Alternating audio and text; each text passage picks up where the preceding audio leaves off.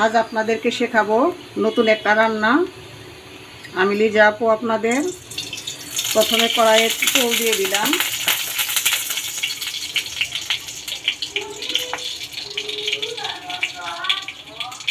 তারপর দিয়ে দিলাম জিরা,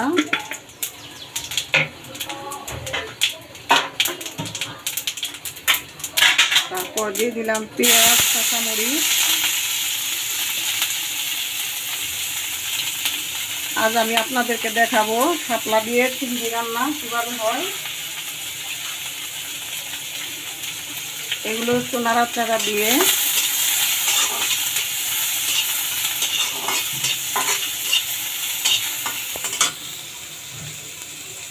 আপনারা শাপলা চিংড়ি অনেক খেয়েছেন, কিন্তু এভাবে রান্না করে খাবেন। এটা নতুন স্টাইলের একটা রান্না।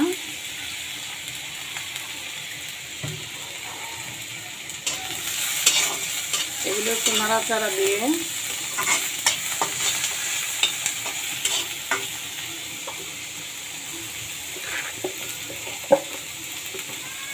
তারপর দিয়ে দিচ্ছি হলুদ,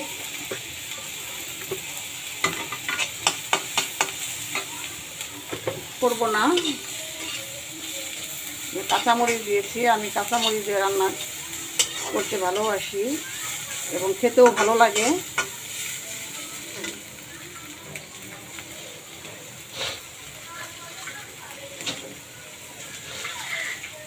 তারপর এখানে অ্যাড করলাম অল্প একটু হালকা পানি।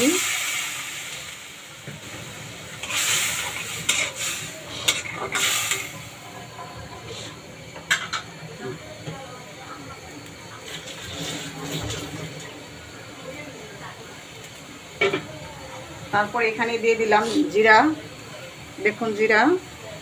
এরপরে সাথে দিয়ে দিলাম একটু সরিষা বাটা। এটা আলাদা একটা টেস্ট এনে দেবে, সেজন্য।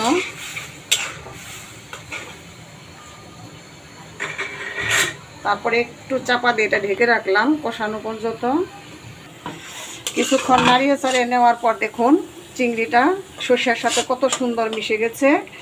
এখন কত সুন্দর কালার আসছে। এখন আমি এটাকে সাথে শাপলা অ্যাড করতেছি।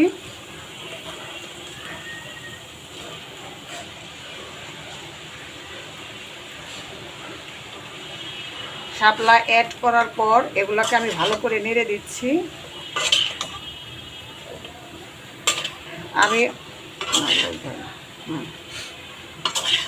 আমি আমাদের লোকজন বেশি, এজন্য আমি শাপলা বেশি করে দিয়েছি। আপনারা চাইলে কম বেশি দিতে পারেন।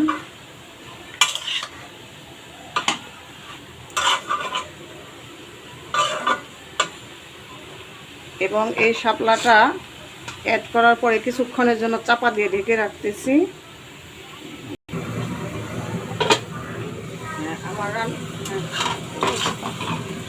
দেখুন আমার রান্নাটা হয়ে আসছে। সরিষা দিয়ে চিংড়ি শাপলা দেখতে দেখুন কত সুন্দর হয়েছে। একটু পানি উঠে নেয়, শুকনো শুকনো হয়েছে। আপনারা কখনো যদি এটা রান্না করে খান, শাপলাটা আগে কেটে রাখবেন যাতে পানি না উঠে এবং জালটা বাড়াইয়া দিবেন।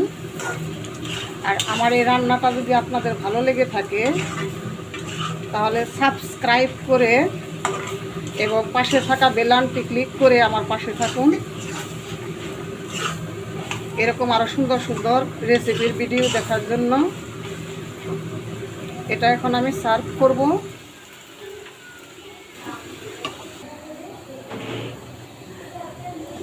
দেখুন কত সুন্দর হয়েছে আমার শাপলা চিংড়ি সর্ষে দিয়ে।